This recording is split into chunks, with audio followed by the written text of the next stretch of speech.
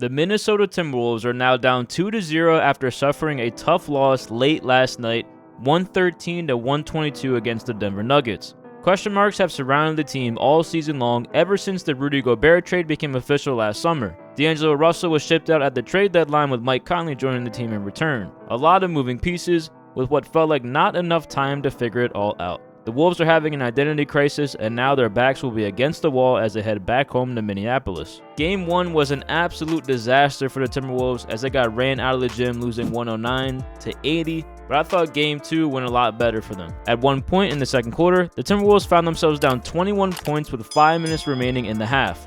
They would outscore the Nuggets 17-12 to close out the half, cutting the lead to 15 with plenty of time left in the game. The Wolves came out firing in the third quarter, at one point going on a 14-0 run. The Wolves would score 40 in the third thanks to a major contribution from Anthony Edwards, who scored 13 of his own points in the third quarter. The Wolves would reclaim the lead with 2.5 minutes remaining in the quarter behind a Kyle Anderson dunk and would eventually lead by 2 heading into the fourth quarter. The fourth quarter is where things started to unravel for the Timberwolves. It was a back and forth affair between the two teams in the fourth as they dueled bucket for bucket for the first 5 minutes until the midway point of the final quarter, where Denver slowly but surely started to separate themselves from Minnesota possession by possession. Denver would outscore Minnesota 24-14 after Anthony Edwards' turnaround J at the 7-minute mark and would eventually secure their win. There's a couple of positives you could take away from this game if you're the Minnesota Timberwolves. One of those positives is Anthony Edwards. Anthony Edwards had been struggling a bit in the last few games, but he seems to have put that behind him. Edwards was absolutely electric, finishing the game with 41 points. Threes, post fades, getting to the rim. He was doing all of it at a very high level.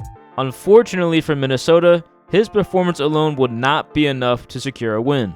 Today we will specifically focus on 3 things that the Minnesota Timberwolves need to fix if they plan on winning any games in this playoff series. First and foremost, Karl Anthony Towns needs to get his together. Cat has been absolutely abysmal through 2 games in this series, shooting just 8 of 27 from the field for a tally of 21 points total. Overall, he's averaging 10.5 points, 11 rebounds, 2 assists, 3.5 fouls, and 4.5 turnovers. When you boil it down to the basics of analysis, if your best players are playing like this series is going to go bad for you. I don't believe anyone expected Minnesota to win this series against Denver. I suppose it's not impossible, but if your second best or arguably best player is playing this poorly, it's going to be bad. The most mystifying thing about Cat's performance so far in the series is that he's barely getting anything at the rim. In the regular season, 50% of Cat's shots came within 10 feet. Through 2 games, only 10 of his 27 total shot attempts are within 10 feet. He's only made 5 of those 10 shots. Denver is known for a lot of things. A high-powered offense is one of them, but rim protection and paint defense is definitely not one of the things they're known for. There are definitely a few factors that play into this. One of them is the fact that Rudy Gobert is pretty much just sitting under the rim the whole game on offense. Since Cat is basically the power forward now, as opposed to being a center like he was his whole career, his offense now has to work from the outside in as long as Gobert shares the floor with him. As great of a shooter Cat can be, he's going to struggle at times. That's just the natural law of basketball. This means that when Cat is not shooting well, it's just going to be so much harder to get things going for him with Gobert on the floor.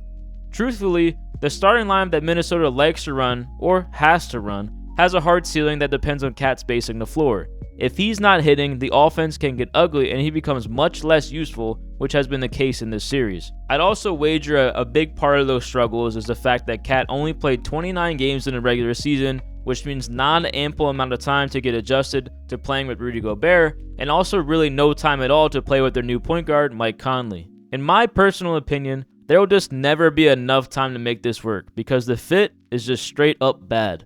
At the end of the day though, Cat just has to be better. If he can reclaim some of his shooting as he returns home, I think they can win at least a game versus Denver. Oh, and by the way, that's just on offense. I have some concerns defensively about Gobert and Cat together, but we'll talk about that later. The second thing I want to talk about today is Minnesota's rim pressure or lack thereof. In last night's game, Minnesota had just 44 points in the paint against Denver, which is just 39% of their total points scored. On the season, Minnesota averaged 53.7 points in the paint per game, which was ranked 8th best in the league this season. On the flip side of the coin, the Nuggets allow 52.5 points in the paint, which is ranked 21st in the NBA. They also have the 4th worst defensive field goal percentage at the rim which is 66.3%. Basically, my point is Minnesota needs to attack the rim much more than they already are doing. In the fourth quarter alone last night, only 4 of their 17 shots were classified as either a layup or a dunk, which is not a recipe for good offense. If you take away Anthony Edwards' masterful shooting display in the fourth quarter, the team would have just been 3 for 11 from the field in the fourth with only 1 jump shot being made. The jumpers will always be there, as there are plenty of players on this team who can make them, but if the rim pressure isn't there on offense, it just makes the shooter's job way harder than it needs to be. In this specific case with the Timberwolves, it also gets much harder when Gobert and Cat are sharing the floor. It's going to be hard to run the pick and roll with anyone else besides Gobert when they're sharing the floor together, but teams will also pack the paint when they run a pick and roll with Gobert because he's not offering anything outside of 3 feet on offense. Minnesota is in a tough position, but they have to figure out a better way to execute whatever their game plan is. And this brings me to my final point that I wanted to highlight, and that is the fourth quarter execution. Absolutely dreadful on both sides of the ball. Bad shots, miscommunications on defense, bad fouls, you name it, they had all of it. Like I said, if it wasn't for Anthony Edwards absolutely balling, this team is in trouble.